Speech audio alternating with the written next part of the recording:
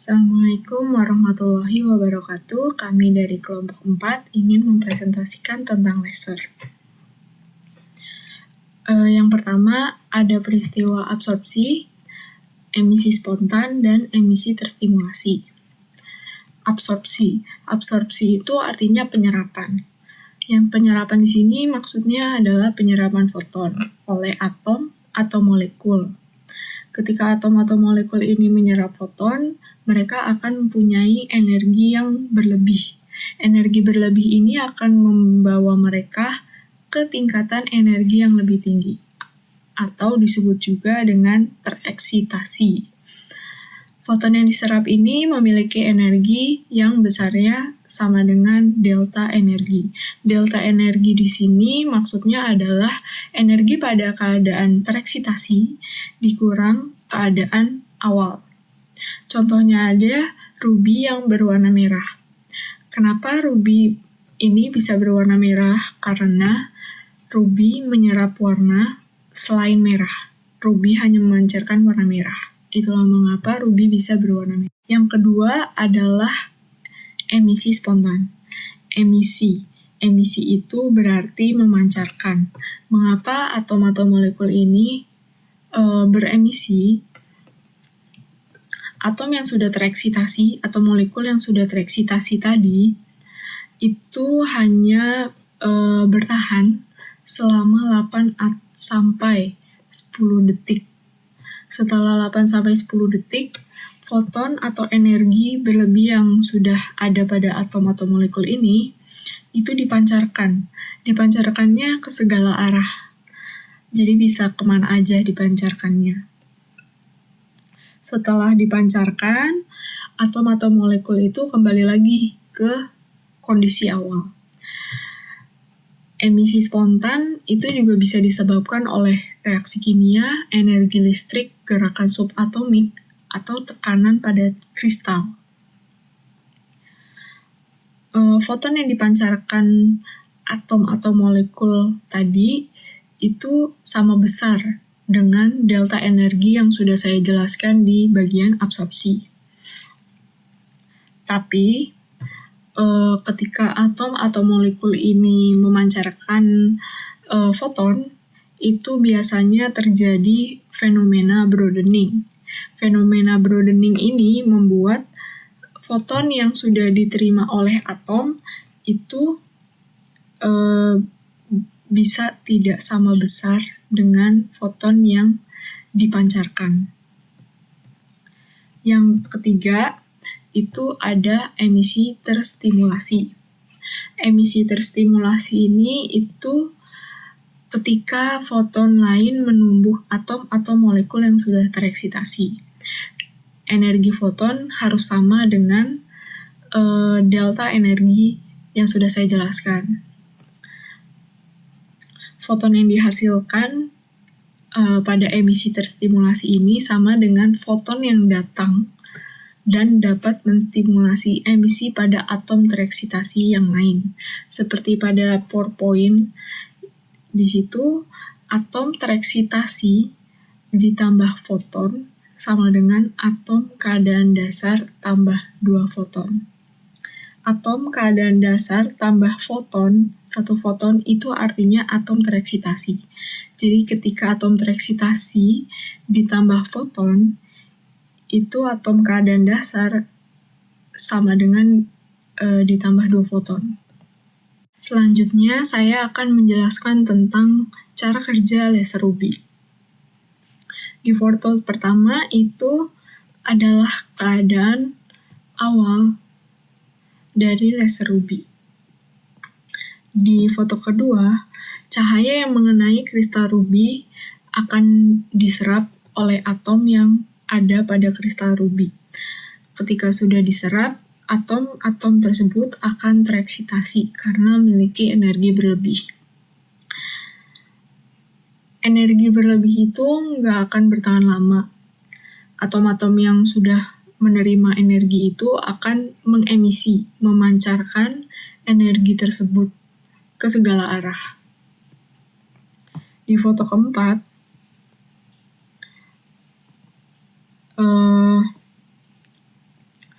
foton akan bergerak ke arah cermin karena terdapat energi yang sudah dipancarkan tadi. Ketika mengenai cermin, atom-atom tersebut akan dipantulkan ke arah sebaliknya, yang membuat laser UV itu memancarkan cahaya.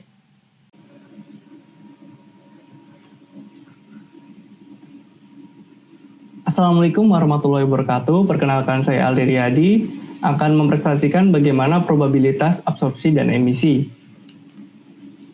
Yang pertama adalah kita asumsikan Ni adalah jumlah molekul atau atom persatuan volume yang menduduki tingkat energi ke I pada waktu T.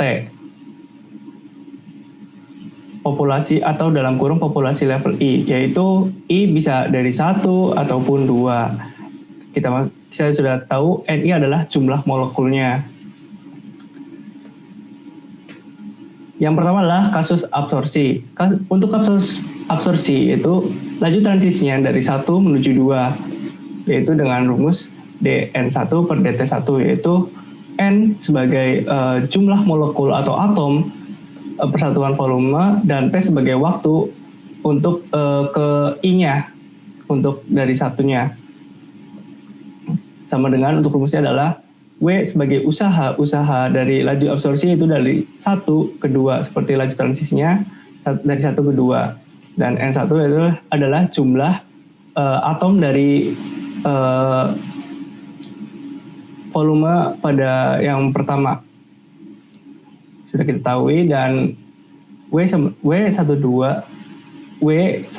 itu laju absorpsinya sama dengan sigma 1 dan 2 dikali flux.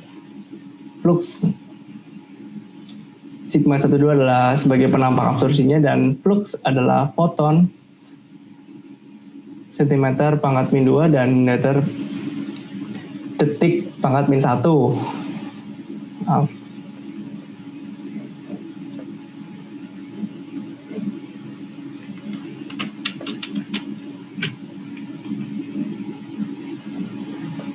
Selanjutnya adalah kasus emisi spontan. Untuk kasus emisi spontan yaitu laju transisi yaitu dari 2 menuju 1. Kebalikannya dari absorpsi tersebut, yaitu dari yang terbesar menuju terendah sebagai dN1, dari sama seperti tadi, N sebagai jumlah molekulnya atau molekul atomnya, dan T sebagai waktu. Perbedaannya, dan SP di sini adalah maksud dari spontannya, sama dengan min A N 2, yaitu N sebagai molekul yang kedua karena dia pertamanya, sama dengan min N2 per tau SP, yaitu A sebagai laju emisinya, emisi spontannya, yaitu dalam koefisien Einstein, yaitu det-1.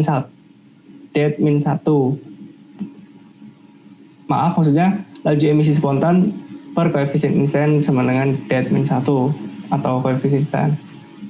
Dan di sini adalah atau SP-nya adalah A-1 pangkat min 1 sebagai waktu atau lifetime emisi spontan dalam detik. Yang kedua adalah peluruhan non radiatif. Sama seperti itu, tapi di sini adalah dN2 dan per dt. NR di sini sebagai non radiatif sama dengan min N per 2 per tau NR non radiatif. Tau NR sebagai lifetime emisi non radiatif dalam detik. Perbedaannya emisi spontan dengan emisi non radiatif, T spontan hanya bergantung pada transisi tertentu atau pergerakan tertentu dari luar elektron 2 ke 1. Sedangkan tau NR bergantung pada transisi tertentu dan keadaan media sekelilingnya, atau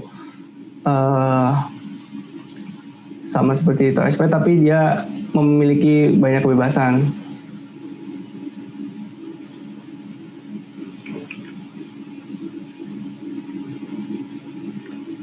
Yang ketiga adalah kasus emisi terstimulasi, yaitu D sama seperti emisi tadi, D N2 per dt. S di sini adalah terstimulasi sama dengan min W21 atau N2 21 kali N2. W21 adalah laju emisi terstimulasi, yaitu detik pangkat min 1 sama dengan sigma 21 kali flux. Sigma 21 sebagai penampang emisi terstimulasi tersebut. Proses emisi terstimulasi dicirikan oleh emisi terstimulasi dan absorpsi menurut Einstein, yaitu G2 terus lalu W21. Maksudnya adalah W21 sama dengan G1 W2 sama hanya berkebalikan, dan J2 sigma 21 dan J1 sebagai J1 sigma 12. J1 adalah maksudnya adalah jumlah degenerasi di tingkat energi 1. J2 adalah jumlah degenerasi di tingkat energi 2. Maksudnya adalah degenerasi adalah penurunan dari elektron tersebut, yaitu dari tingkat energi yang kedua menuju 1. Seperti itu. Cukup dari saya. Terima kasih. Assalamualaikum warahmatullahi wabarakatuh. Saya Jalwa Dwi Guna. Di sini saya akan menjelaskan ide dasar laser yang sebenarnya adalah proses emisi terstimulasi. Emisi pada laser adalah emisi terstimulasi. Nah, kita perhatikan dulu sebuah grafik proses di sini ya. Suatu sistem terdiri dari dua tingkatan energi, yaitu E1 dan E2. Nah, E2 ini tingkatan energinya lebih tinggi daripada E1 dengan jumlah populasi atom di tingkatan energi 2 itu N2, sedangkan tingkatan energi 1 itu N1. Nah, lalu datang suatu cahaya dengan flux F ini ya, melewati suatu elemen dengan panjang dz.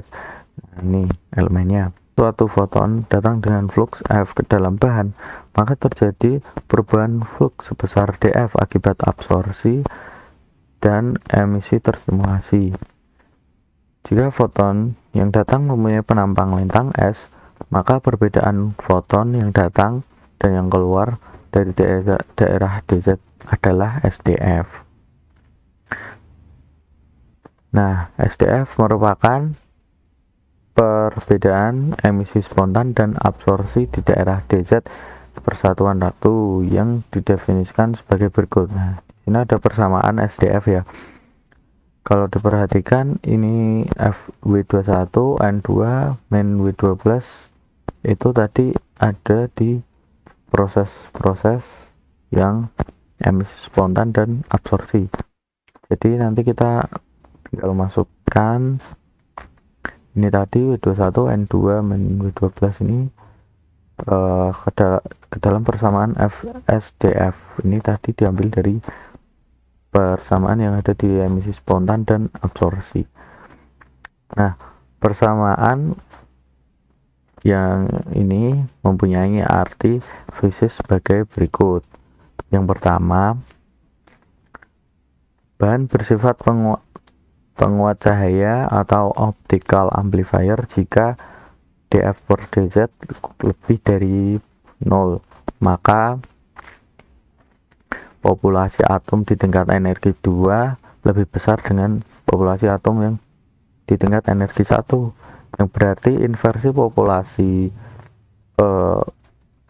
atom di tingkat energi 2 lebih kecil daripada tingkat populasi atom dengan tingkat energi 1. Maaf. Yang kedua, bahan bersifat sebagai penyerap cahaya atau optical absorber jika dA per dZ kurang dari 0, maka N2 atau populasi atom yang terdapat di tingkat energi 2 itu lebih kecil daripada populasi atom di tingkat energi 1. Dengan demikian dapat disimpulkan bahwa material yang dapat digunakan sebagai bahan aktif laser adalah material yang memiliki inversi populasi. Nah, sekian yang bisa saya sampaikan tentang ide dasar dari laser. Nanti akan dilanjutkan oleh anggota yang lainnya. Terima kasih, maaf jika ada kekurangan.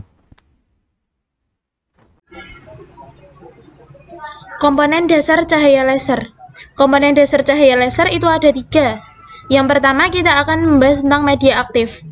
Media aktif bisa dalam bentuk molekuler atau atom, misalnya He, Ne, CO2, dan lain-lain.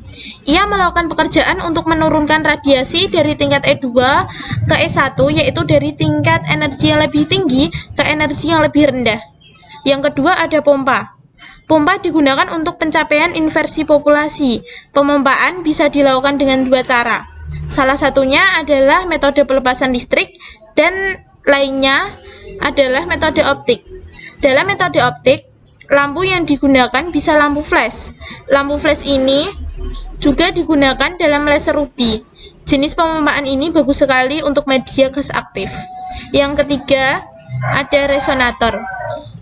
Resonator ini pada dasarnya memberikan panduan tentang proses emisi yang disimulasikan. Resonator ini diinduksi oleh foton berkecepatan tinggi yang akhirnya sinar laser akan dihasilkan. Kemudian, populasi-populasi pada keadaan kesetimbangan termal dapat digambarkan oleh statistik Boltzmann. Jika E1N dan E2N adalah berturut-turut populasi pada kesetimbangan termal, maka rumusnya adalah Ne2 per Ne1 sama dengan G2 per G1 X min kurung buka E2 min E1 per KT. Dengan K adalah konstanta Boltzmann dan T adalah temperatur absolut dari material pada kesetimbangan termal. Jika frekuensi transisi V0 sama dengan E2 min E1 per KT pada daerah gelombang mikro, maka tipe material penguat ini disebut Maser amplifier. Dan jika berada pada daerah optik, maka disebut laser amplifier. Dalam daerah gelombang mikro, hal ini dilakukan dengan menempatkan bahan aktif dalam resonance cavity yang memiliki frekuensi V0. Dalam kasus laser, feedback sering digunakan dengan menempatkan bahan aktif di antara 2 cermin pemantul atau reflecting mirrors, seperti cermin bidang yang sejajar. Agar terjadi inversi populasi, maka harus dilakukan pada 3 level atau 4 level, seperti ditunjukkan pada gambar di samping ini. Ketika foton yang dipancarkan ini berinteraksi dengan elektron dalam keadaan stabil meta E2, ia memaksa elektron tersebut untuk jatuh ke keadaan dasar. Hasilnya 2 foton akan dihasilkan atau dipancarkan. Proses emisi foton ini disebut emisi terstimulasi. Ketika foton-foton ini kembali berinteraksi dengan elektron dalam keadaan stabil meta, mereka memaksa 2 elektron keadaan stabil meta untuk jatuh ke keadaan dasar. Hasilnya 4 foton lah yang dipancarkan. Kemudian pula sejumlah besar foton dipancarkan. Akibatnya jutaan foton dipancarkan dengan menggunakan sejumlah foton kecil. Dalam laser 3 tingkat, setidaknya setengah populasi elektron harus bersemangat ke tingkat energi yang lebih tinggi untuk mencapai inversi populasi. Oleh karena itu, media laser harus dipompa dengan sangat kuat. Ini membuat 3 laser tidak efisien untuk menghasilkan foton atau cahaya. Laser 3 tingkat adalah jenis laser pertama yang ditemukan. Yang kedua adalah 4 level laser. Elektron dalam keadaan energi E2 akan segera jatuh ke tingkat yang lebih rendah berikutnya atau keadaan dasar E1 dengan melepaskan energi non-radiasi. Jadi, inversi populasi dicapai antara keadaan energi E3 dan E2. Dalam laser 4 tingkat ini hanya sedikit elektron yang tertarik untuk mencapai inversi populasi. Oleh karena itu, laser 4 tingkat menghasilkan cahaya secara efisien daripada laser 3 tingkat. Secara praktis, lebih dari 4 tingkat energi mungkin terlibat dalam proses laser. Pada laser 3 pada laser 3 level dan 4 level, frekuensi atau energi foton yang memompa harus lebih besar dari foton yang dihasilkan. Selanjutnya, saya Sinta Dewi Kurniawati akan menjelaskan sifat-sifat cahaya laser. A. Monokromatis, artinya hanya satu frekuensi yang dipancarkan. Sifat ini diakibatkan oleh hanya satu frekuensi yang dikuatkan atau N sama dengan E2 dikurangi E1 dibagi H. Yang kedua karena susunan dua cermin yang membentuk kaviti resonan sehingga osilasi terjadi hanya pada frekuensi yang sesuai dengan frekuensi kaviti. B. Brightness. Brightness suatu sumber cahaya didefinisikan sebagai daya yang dipancarkan persatuan luas permukaan persatuan sudut ruang. C. Keterarahan atau directionality merupakan konsekuensi langsung ditempatkannya bahan aktif dalam kaviti resonan, di mana hanya gelombang yang merambat dalam arah yang tegak lurus terhadap cermin-cermin yang dapat dipertahankan dalam kaviti. Pertama, kohoren ruang yang sempurna, di mana pada jarak tertentu masih terjadi divergensi akibat difraksi. Kedua, kohoren ruang parsial, di mana divergensi lebih besar daripada nilai minimum untuk difraksi. Dan yang terakhir ada koheren. Koheren dibagi menjadi dua. Pertama, koheren ruang atau spatial coherence. Jenis koherensi ini dimaksudkan adalah korelasi antara medan di suatu titik dan medan pada titik yang sama pada saat berikutnya, yakni hubungan antara EXYZ-T1 dan EXYZ-T2. Jika beda fase antara dua medan tetap selama periode yang diamati, yang berkisar antara beberapa mikrodetik, gelombang tersebut kita namakan memiliki koherensi temporal. Jika beda fase berubah beberapa kali dan secara tidak teratur selama periode pengamatan yang singkat, gelombang dikatakan tidak koheren. Yang kedua, koheren waktu atau temporal coherence. Dua medan pada dua titik berbeda pada permukaan gelombang dari suatu gelombang elektromagnetis dikatakan koheren spesial jika mereka mempertahankan beda fase tetap selama waktu. Bahkan hal ini mungkin jika dua berkas tersebut secara sendiri-sendiri tidak koheren temporal menurut waktu, karena setiap perubahan fase dan salah satu berkas diikuti oleh perubahan fase yang sama dalam berkas yang lain. Dengan sumber cahaya biasa, hal ini hanya mungkin jika berkas telah dihasilkan dalam bagian yang sama dari sumber. Tipe-tipe cahaya laser. Berdasarkan bentuk fisik bahan aktif, laser dapat dibedakan menjadi laser zat padat, zat cair, dan zat gas. Bentuk khusus, laser elektron bebas atau free electron laser adalah bahan aktifnya terdiri dari elektron-elektron bebas dengan bergerak melewati susunan medan magnet yang periodik.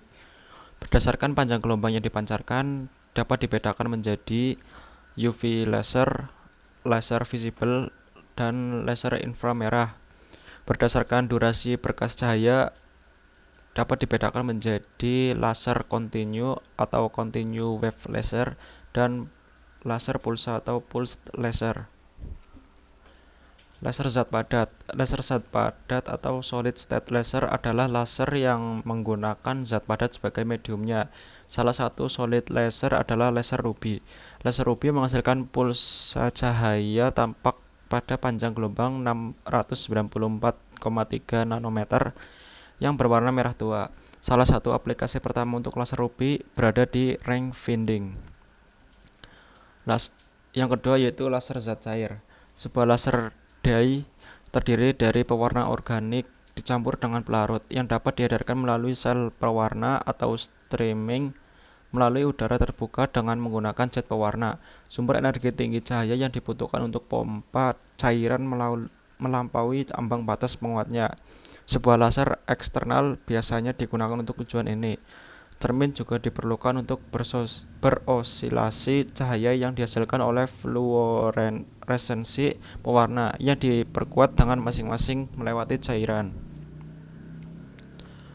Yang ketiga, laser zat gas. Laser gas adalah laser di mana arus listrik diantarkan melalui gas untuk menghasilkan cahaya yang koheren. Laser gas merupakan laser cahaya pertama yang kontinu dan beroperasi mengubah energi listrik menjadi sinar laser, menghasilkan sinar cahaya koheren pada daerah spektrum inframerah 1,15 mikrometer. Contoh laser gas antara lain laser CO2, laser helium neon, dan laser ion argon. Sinar ultraviolet. Sinar ultraviolet adalah cahaya dengan panjang gelombang lebih pendek daripada mendekati 400 nanometer. Batas bawah kisaran panjang gelombang terlihat. Definisi yang berbeda digunakan untuk daerah spektral yang berbeda. Dekat UV, daerah spektral berkisar 400 nanometer ke 300 nanometer. Wilayah tengah UV berkisar 300 sampai 200 nanometer dan panjang gelombang yang lebih pendek dari 200 nanometer ke 100 nanometer milik daerah yang jauh dari UV. Laser visible. Faktanya laser hijau paling ampuh untuk mengusik konsentrasi. Ketika seseorang terkena laser tubuh tidak akan merasakan sakit apapun dan mata juga masih bisa terlihat, tapi efeknya konsentrasi otak akan terganggu karena warna laser yang membuat orang tidak nyaman. Terlebih jika laser yang digunakan berwarna hijau, karena laser berwarna hijau lebih mengganggu konsentrasi ketimbang laser warna merah. Kelebihan laser warna hijau dibanding laser merah terletak pada panjang gelombangnya. Laser merah umumnya menggunakan panjang gelombang 635 nanometer atau merah ruby, atau 650 nanometer atau merah muda. Sementara laser hijau menggunakan panjang gelombang 495 sampai 532 nanometer. Selanjutnya, laser inframerah. Salah satu aplikasi dari laser inframerah adalah laser inframerah jauh atau laser FIR dan terahertz laser. Keduanya adalah laser dengan panjang gelombang output di bagian inframerah jauh dari spektrum elektromagnetik, yaitu di antara 30 sampai 1000 meter atau 300 GHz sampai 10 THz. Laser FIR memiliki aplikasi dalam spektroskopi terahertz pencitraan serta dalam fusi diagnosis fisika plasma. Selanjutnya, laser kontinu. Dalam laser gelombang kontinu, keseimbangan daya pompa terhadap saturasi penguatan dan kehilangan rongga menghasilkan nilai kesetimbangan daya laser di dalam rongga. Kesetimbangan ini menentukan titik operasi laser. Jika daya pompa yang digunakan terlalu kecil, penguatan tidak akan pernah cukup untuk mengatasi kehilangan rongga, dan sinar laser tidak akan dihasilkan. Yang selanjutnya adalah laser pulse. Operasi laser pulse mengacu pada laser apapun yang tidak diklasifikasikan sebagai gelombang kontinu, sehingga daya optik muncul dalam pulse dengan durasi tertentu pada tingkat pengulangan tertentu. Baik, saya akan menjelaskan mengenai klasifikasi laser. Jadi, laser dapat diklasifikasikan menjadi beberapa kelas. Yang pertama ada kelas 1. Laser kelas 1 ini daya keluarannya sangat rendah, sehingga tidak berbahaya dan tidak merusak mata. Biasa digunakan dalam CD player atau printer. Yang kedua, ada kelas 1A. Laser kelas ini tidak boleh langsung mengenai mata. Contohnya, scanner di supermarket. Yang ketiga, ada laser kelas 2. Laser kelas 2, spektrum radiasi itu merupakan spektrum visible dengan daya keluaran 1 mW. Laser kelas ini tidak membahayakan, tetapi perlu proteksi mata bila bekerja dengan laser kelas ini. Jika terpapar laser ini, mata akan refleks berkedip. Beberapa laser pointer yang biasa digunakan dalam presentasi termasuk dalam kategori kelas ini. Yang keempat, ada laser kelas 3A.